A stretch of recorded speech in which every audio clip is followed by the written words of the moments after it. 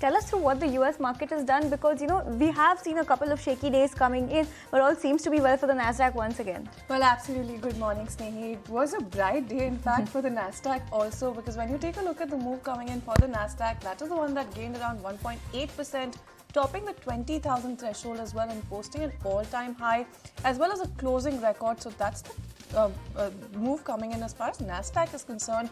But even when you take a look at the broad market, that is the S&P 500, that's the one that added 0.8% thereabout, and meanwhile you did have the 30 stock Dow on the other hand that did underperform when compared to the other two indices, because that fell around 99 points or just about 0.2%. So that's the kind of move that you saw coming in as far as all three of those indices are concerned. But let's also take a look at November's consumer price index report. Now that also came in line with economists' estimates, leading investors to then anticipate another rate cut from the Federal Reserve at its policy meeting next week. Now this is something that we've been talking about for a while. This is a data set that was awaited, and we'll of course be getting you more details on this later in the show as well.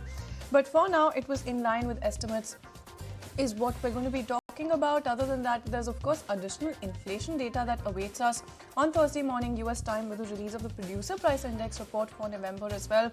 That's the one to watch out for, because you do have the kind of expectations that are there is that of a 0.2% increase on a monthly basis, and you also have weekly jobless claims that we're watching out for. So that's all the data that is on the deck.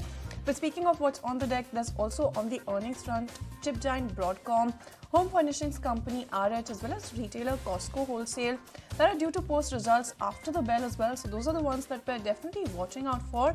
And that largely is what the handover does look like when it comes to NASDAQ, S&P 500, as well as the Dow Jones. But Snehi, tell us about oil then. Absolutely, lots been happening on the oil front as well. Let's take a look at everything that's been happening with oil. We'll also be talking about what's happening with gold. First up, let's take a look at everything that's been happening with crude oil first. You have lots of reasons that have come into play today, and lots has happened in the oil market last evening as well.